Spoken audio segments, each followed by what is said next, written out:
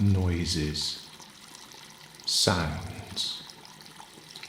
Since the dawn of man, our sense of hearing has helped us avoid dangers, and in more modern times become excited by the sound of the ice cream van. Or, in this case, know that someone has left the tap on, and now I need a wee. So turning it off is probably a good idea. Now, noises, they are important, as I've just said, but do you take notice of them when you're shooting? You probably don't. There are some noises which you really should take note of. For example, in the winter, or indeed in the summer when it rains, which it is at the moment, you may be wearing a big coat, as we can see here. Now, this type of coat gets in the way of the string. Let's listen to what the sound of the string is like when it hits that coat.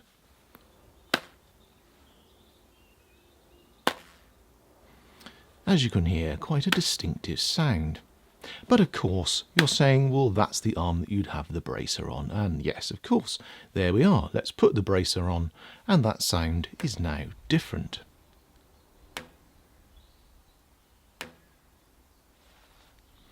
But you've got that great big coat on, keeping all that nasty rain away, and it bunches up at the top, and it catches there as well. What can you do? Well, there are a couple of options. You could use some elastic bands, or in this case some tubey grip, which is the type of stuff you put round your leg or your arm if you're bleeding. Anyway, it's ideal stuff, and it usually stays put throughout the shoot. The arrow still goes out of the bow, I hear you say. What does it matter if the string hits my coat or my arm? Well, you're going to lose some speed and therefore probably some power, and the arrow will probably drop low. You also could cause some fishtailing, i.e. the disturbance of the string will set that disturbance into the arrow, and the arrow won't necessarily go where you aimed it. And it's surprising how much power you can lose by that string hitting a coat on your arm. Now, it's not just the arm that you've got to worry about. You may notice, because you may have felt it, but sometimes the string can hit your chest. So again, a big coat in the way will cause a lot of disturbance to the string. So a chest guard could be used, or try a different coat, for crying out loud. Just get a different coat, or do it up, or just do it naked. No, don't do it naked. No, that would be bad. Me nips! There are, of course, some other noises you need to listen out for. Let's listen to this old gentleman in a lovely pink raincoat explain some more. The other thing, if the arrow passing the bow makes a noise, a clicking sound in particular, could mean the arrow doesn't match the bow, might be too stiff, could be too weak, mainly too stiff, or you've got a rather poor loose and the arrow isn't leaving the string properly, it's moving as it goes by.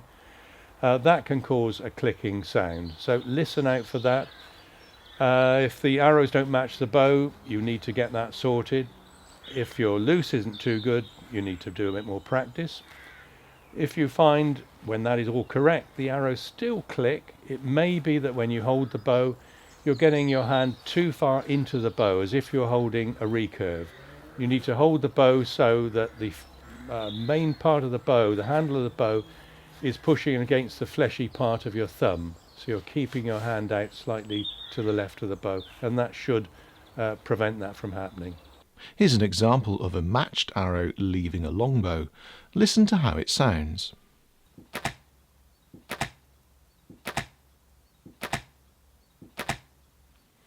Okay, and this is an example of an arrow that doesn't match the bow. It's too stiff. You should hear the difference. We'll play it a few times.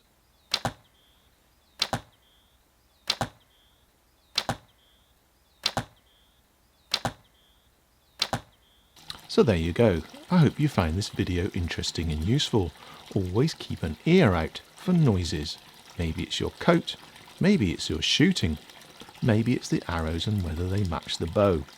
Noises are always worth taking note of.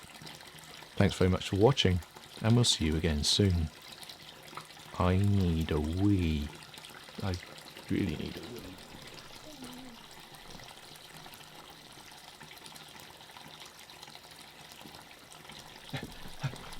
I really need a wee, but look.